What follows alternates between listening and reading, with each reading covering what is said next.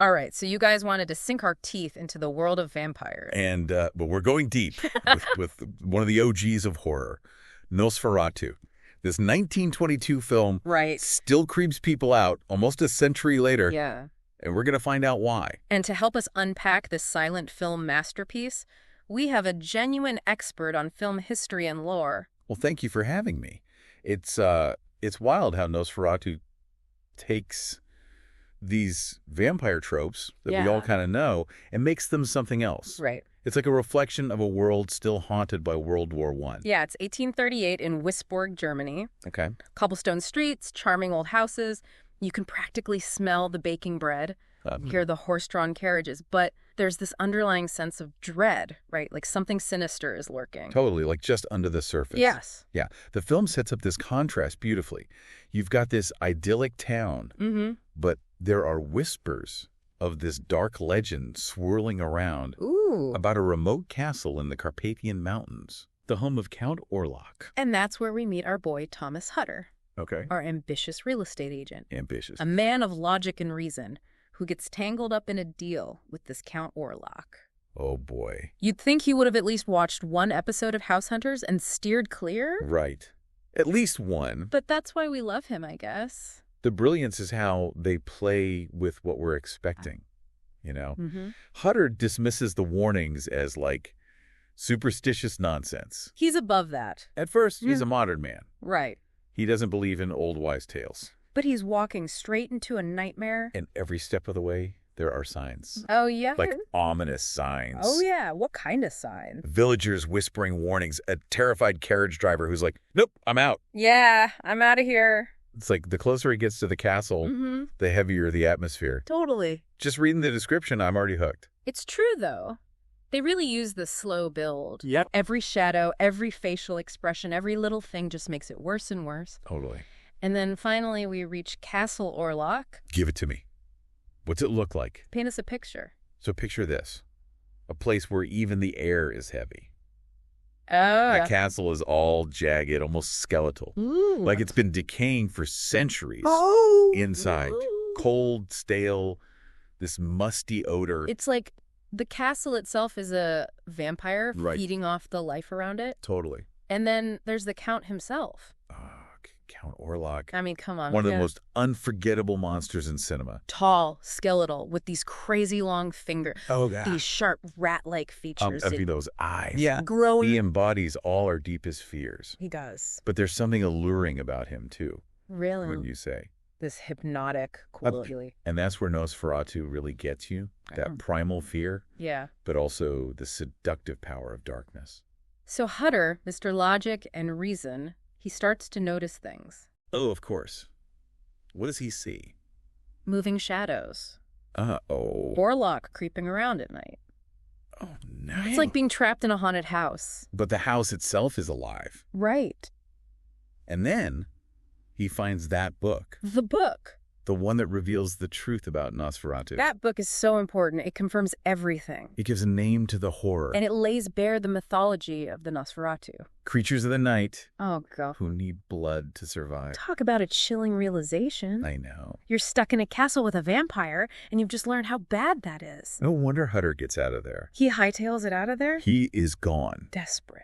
But it follows him back to Wisborg. Oh, of course it does. And this is where the film gets even scarier. What As Orlok arrives in Wisborg, Oh, a plague breaks out. no. Now remember, this is just a few years after the Spanish flu. Oh, wow. People were terrified of another outbreak. Rightfully so. So Orlok isn't just a monster. We represent something much bigger. Right. It's not just individual lives at stake. It's the whole community. Yes. And in the middle of this crisis, Mm-hmm. we meet Ellen, Hutter's wife. Okay. And Ellen has this connection to Orlok, A connection. this psychic link that seems to tie their fates together. Interesting. As Orlok gets closer to Wisborg, her dreams become more intense, What kind of dreams? vivid, and disturbing. Oh, no. It's like she can feel the darkness approaching. It's like their fates are bound together. Yes, and through Ellen. The film explores sacrifice and redemption. How so? She understands the danger Orlok poses. And she's willing to do whatever it takes to stop him. Wow. And what she does is amazing. What does she do? She learns that the only way to defeat the vampire is to distract him until dawn. Sunlight. Yes, when the sunlight will destroy him. Wow. That's brave. Talk about bravery. I know, right? It really shows how complex women are in this film. Yeah. Ellen isn't just a damsel in distress. She takes charge. She holds the key to defeating the monster. Yeah. It's amazing. It's a bittersweet victory, though. What happens? Orlok is destroyed. He gets caught off guard by the rising sun. Wow. But it cost us, Ellen. Oh, no. A terrible cost. Wisborg is safe, but at what price? Exactly. Triumph and tragedy all at once. Yes. It celebrates the human spirit, but also acknowledges the scars. It's an ending that stays with you. It really does. It makes you think, what about the darkness Orlok represented? Is it truly gone? Or is it just waning? That's the question, isn't it? Right. And it's a question that still gets us almost 100 years later. It's not just a vampire movie. It's about all the monsters inside us. Yes. And the fears that haunt us. And what we'll do to protect what we love. You've given us a lot to think about. We're just getting started. Really? We're going to delve even deeper into the symbolism and legacy of Nosferatu next time. I can't wait. Don't go anywhere. We're back and ready to keep going with Nosferatu. It's one thing to tell a scary story. Right. But Nosferatu does more than that. Yeah, how so? It uses this vampire story to get at some really complex ideas. Absolutely. And one of the things that really struck me is how it shows these themes visually. Through German expressionism. Okay, for those of us who don't spend all day watching movies. Sure. What is that? Break it down for us. What is German expressionism? And how does it actually play out on screen? Okay, so imagine a world where the shadows are like characters. Oh, wow. Where the sets are all messed up to show inner turmoil. And where everything you see is just cranked up to 11. Okay. Make you really feel it. So it's not just showing us a castle. Right. Nosferatu uses shadows and distorted architecture. To make us feel the castle's oppressive atmosphere. Precisely. Think about that scene where Hutter first meets Orlok. Okay. The Count's shadow moves by itself. Oh, God. It stretches across the room before Orlok even gets there. That's creepy. It's unsettling, like something's hiding. It's like the shadows are warnings. Right. Showing the danger that Hutter... And really all of Wisborg is in depth. It's so good with light and shadow. Yeah. It's not just to look cool. Right. It shows a central theme. Good and evil. Okay. Reason and superstition, light and darkness. Which brings us back to the plague. Oh, right. And how scary that was for Europe at the time. It was a real fear. Yeah. And the film shows that connection between Orlok and the disease. How so? Well, the ships come to Wisborg, and they've got Orlok, but also all these rats. Like the vampire, they're creatures of the night. Spreading death. And it's not just the sickness, it's how it breaks down society. How so? People turn on each other. Right. Paranoia, suspicion, blaming each other. The plague becomes a metaphor for what's wrong with society. Yeah. It's like those ills festering into the surface. Yes. And that makes Ellen's sacrifice even more important. Why is that? She's not just fighting a vampire. She's fighting to save everything her community stands for. And don't forget about that connection she has with Orlok. Oh, yeah. That psychic link. Yeah. It's like they're tied together. As Orlok gets closer, her dreams get more intense. So she's not just a bystander. She's part of it? She is. She feels Orlok's presence. And that's how she learns his weakness. Really? Through her dreams? Yeah. She figures out she has to offer herself to him. Wow. To hold him off until the sun comes up. She's so brave. She understands the stakes. And she's willing to pay the price. And that makes her different. How so? She's not a damsel in distress. Right. She's in control. That idea of sacrifice. Just facing your fears for everyone else. Mm-hmm. That's something everyone who lived through the war understood. Totally. Nosferatu came out just a few years after World War I. Yeah. That war really messed people up. It made them question everything. Yeah. The ending of the film. It's like the world trying to heal. It shows how complex those emotions were. So Nosferatu. It's more than a vampire movie. Right. It's about facing our fears. The fight between good and evil. Yeah.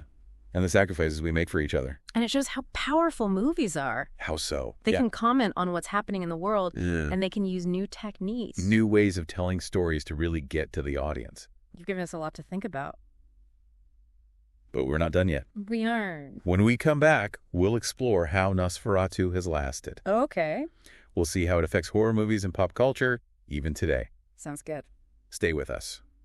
And we are back for one last bite of Nosferatu. We've talked about the story. The deeper meaning, the historical context. Right. But what about its legacy? Nosferatu is almost 100 years old. Yeah.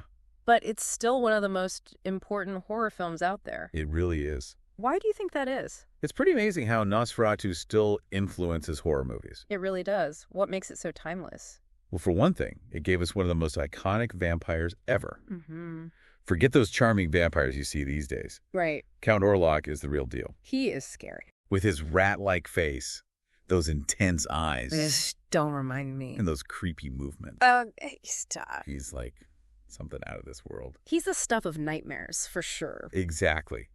And even though there have been so many vampire movies since then, I know, so many. Nosferatu just hits different. It does. It's raw. Yeah. It's unsettling. That's under your skin. It really does. Hmm? And that brings us to how it's influenced other horror movies. I can see it everywhere. Oh, totally.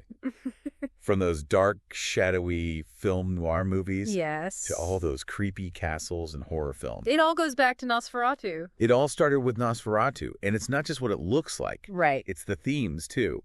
Good versus evil, Okay. fear of the unknown, the allure of the darkness. That stuff never gets old. It never does. Yeah. So do you think Nosferatu is still scary today?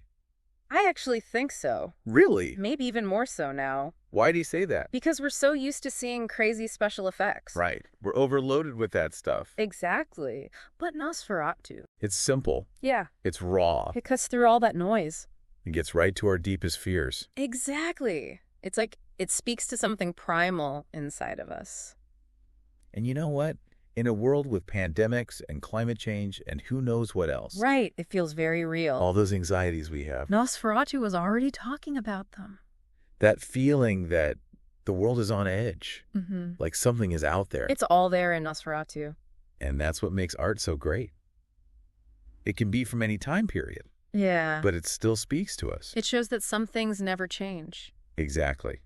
This has been amazing. I know, right? Thank you for having me. Any last words of wisdom for our listeners? If you haven't seen Nosferatu, Watch it. You'll be surprised how modern it feels. it's a good reminder that the best monsters are the ones that show us our own fears. Truth. Thanks for joining us on this deep dive into Nosferatu, a symphony of horror. Until next time, keep exploring and happy deep diving.